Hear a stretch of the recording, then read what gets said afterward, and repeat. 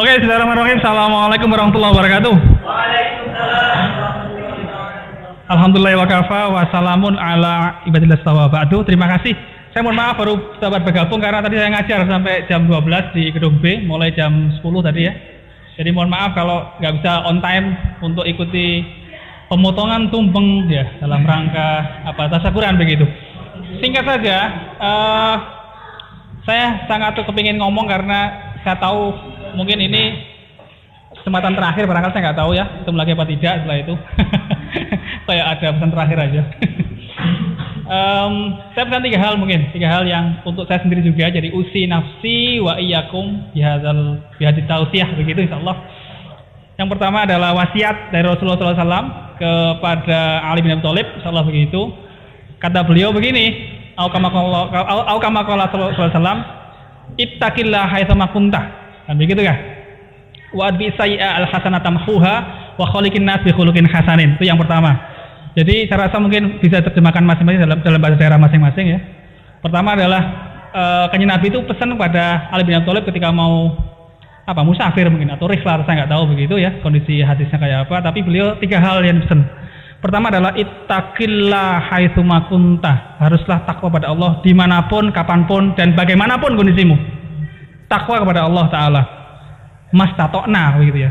Sejauh yang kita bisa dan mampu untuk melakukannya. Takwa kepada Allah dimanapun, kapanpun, bagaimanapun. Satu itu. Yang kedua kata Rasulullah adalah wa'ad bi sayyi'al hasanata tamhuha. Ikutilah setiap tingkah laku yang tidak baik itu dengan sebuah kebaikan. Akan bisa menghapus begitu. Untuk menambah positif rapot kita kelak sebagai manusia ya. Kalau kita pernah gelewar dari tuntunan Allah sesaat, 2 saat, 3 saat atau bersaat-saat begitu ya. Cobalah ikuti dengan saat lain untuk dengan sebuah kebaikan yang insya Allah bisa menghapus catatan yang nggak bagus itu. Wa'at bi sayyi'ah al-hasanah tamhuha. Ikutilah setiap perilaku tercela, perilaku maksiat, perilaku nggak baik dengan sebuah kebaikan, insya Allah akan bisa menghapusnya. Itu yang kedua. Yang ketiga adalah wa khaliqin nas bi khuluqin hasanin begitu ya. Nah ini penting, sebagai sama manusia harus kita bergaul dengan akhlak yang bagus. Pergaulah manusia dengan akhlak yang sempurna mungkin yang kita bisa mampu untuk melakukannya begitu. Nanti Anda akan ketemu lingkungan yang berbeda dengan kampus, nggak ketemu dosennya, ketemu bosnya, ketemu suaminya atau istrinya atau anaknya atau mertuanya begitu. Pasti begitu nanti. Cobalah wa khaliqin nas bi khuluqin hasanin begitu. Pergaulah mereka dengan akhlak yang sebaik mungkin begitu. Jadi takwa kepada Allah, kemudian berbuat baik, kemudian senantiasa berusaha punya akhlak yang bagus pada sesama begitu. Satu itu yang pertama. Yang kedua adalah saya yakin sebagai salah seorang di antara dosen yang ikut ngajar juga, Anda adalah murid-murid hebat. Anda adalah di antara sekian siswa kita yang kita banggakan. Dan saya terus terang terharu ketika melihat bukan tasyakurannya, bukan terharu karena kok kecil banget, bukan karena itu ya, bukan karena itu. Terus saya adalah karena ini, karena saya melihat ketika awal kita masuk ke dalam kampus ini mungkin berbeda wajahnya, berbeda cara dandannya, berbeda stylenya beda banget ya. Dulu itu culun banget ya. Masuk SMA, keluar SMA terus kesini kan sangat gemesin gitu loh. Kan begitu kan? Sekarang amit-amit ya. Dulu imut-imut, sekarang amit-amit kan begitu. Kita merasa sebagai seorang guru barangkali dalam kampus ini dan sebagai siswa atau mantan siswa begitu ya. Dalam konteks itu kita bangga karena Anda telah selesai satu tahap begitu ya. Kita sangat yakin seorang guru dikatakan berhasil jika apa? Jika yang dibimbing itu bisa melebihi yang ngajar. Camkan baik-baik. Ukuran keberhasilan seorang guru adalah jika murid yang dibimbing itu bisa melebihi kepandaian, kehebatan gurunya. Jadi Anda bukan pesaing bukan, tapi Anda adalah bukan produk begitu ya. Tapi suatu teman diskusi, teman belajar yang suatu saat bisa melebihi kami ini. Ketika Anda hebat, kami nggak kecewa, kan nggak merasa rendah, tidak, kami merasa bangga karena kita telah berhasil sebagai seorang guru. Dan saya yakin tiap-tiap saudara itu mampu untuk itu, bisa melebihi kehebatan gurunya masing-masing dalam sisi apapun. Itu yang kedua. Ya. Nah, kemudian yang ketiga, saya masih mikir dulu. Masih mikir dulu yang ketiga. Lupa mau ngomong apa begitu ya. Pertama tadi Rasulullah SAW, kedua tadi masalah itu ya. Yang ketiga adalah ini, mungkin seperti halnya kemarin Pak Timan telah bilang gitu ya. Khairun nas anfa'um linnas kan begitu kemarin kalau nggak salah. Jadi kemarin Jadi sekarang masa kritis begitu. Saya juga nggak hadir, tapi saya dapat bocoran ya. Sakti juga saya ya. Nggak hadir tapi tahu isinya apa. Pak Naim, terima kasih Pak Naim. Sumbernya Pak Naim. Jadi Pak Timan insya Allah kemarin bilang ini masa kritis ya kan. Mungkin juga ada yang nggak punya masa kritis karena sudah dipinang gitu kan. Sudah jelas gambaran masa kerja. Sudah ada yang mau tiap punya lahiran punya anak, mungkin sudah lewat, itu bukan masa kritis begitu kan. Tapi kebanyakan dari Anda mungkin adalah masa kritis karena sudah lulus, sudah hilang mahasiswanya, sekarang adalah tinggal dua pilihan, pengangguran atau bukan kan begitu ya. Ini masa kritis, maka Pak Diman kemarin sangat luar biasa ngasih saran, do the best, do your best kan begitu kan. Nggak usah mikir macam-macam, yang ringan-ringan saja kalau bisa berbuat baik untuk semua manusia. Karena khairun nas anfa'uhum linnas. Manusia itu yang ukuran baiknya adalah ketika dia bisa berbuat baik untuk sesamanya. Semakin bagus dia untuk sesamanya, itulah ukuran kebaikan seorang manusia. Kan begitu. Yang lain-lain kayak mulai bikin lamaran itu kan terstruktur begitu ya, ngikuti aja.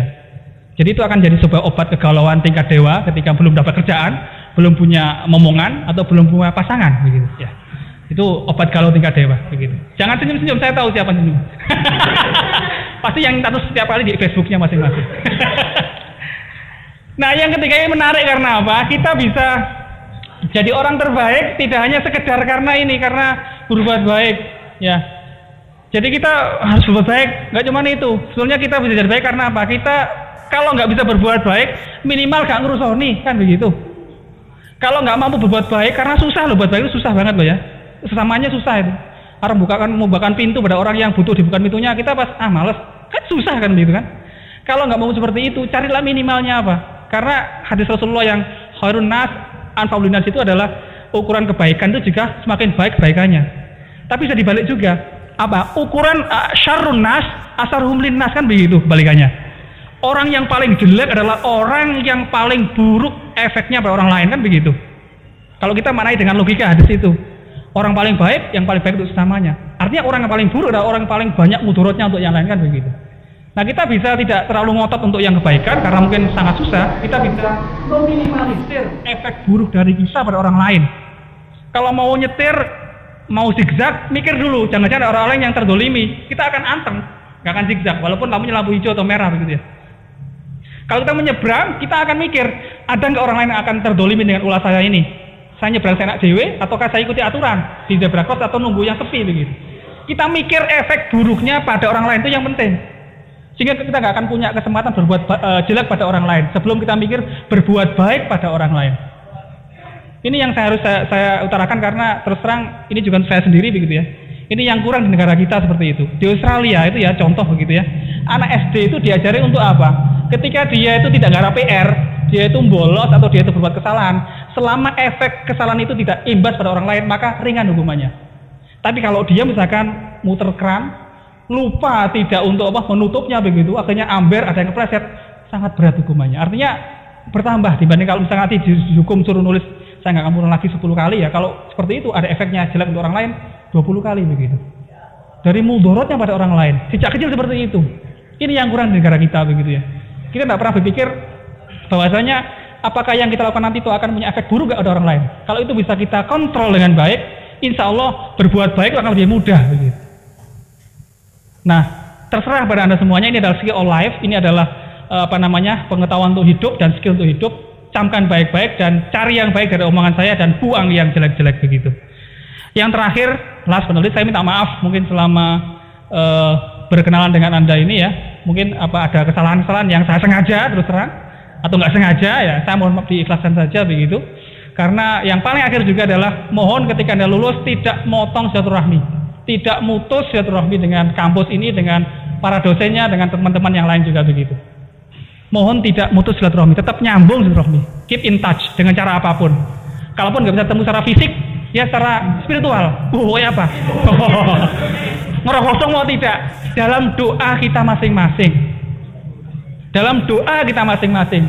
Walaupun nggak silaturahmi dalam bentuk fisik ya, senggolan, salaman atau mungkin poke di Facebook gitu ya, atau follow Twitter begitu, minimal dalam doa kita masing-masing.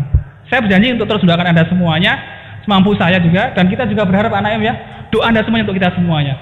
Saling doa itu enak ya, artinya apa? Goal kita nanti itu masuk surga bareng-bareng tercapai. Jadi gak cuma sekedar jamaah di masjid, gak cuma sekedar jamaah di riset, tapi ke jamaah ngumpul di swarga. Kan begitu kan? Kalau ada orang yang masih mikir bahagia dengan menindas orangnya, itu sangat salah. Karena apa? Dia pengen masuk surga sendirian. Kan gak enak ya. Swarga alone, kan gak asik gitu kan. Tapi bayangkan masuk surga sendirian. Kan gak koncone. Kan gak asik begitu kan. Nah itu mungkin yang paling akhir dari saya. Banyak ngomong, banyak pecodot karena saya sangat kepingin ngomong apapun, tapi saya terbatas punya omongan begitu. Mudah-mudahan Anda bisa ngambil apa yang baik dari omongan saya. Semoga Anda sukses dunia akhirat. Demikian juga kami. Wassalamualaikum warahmatullahi wabarakatuh.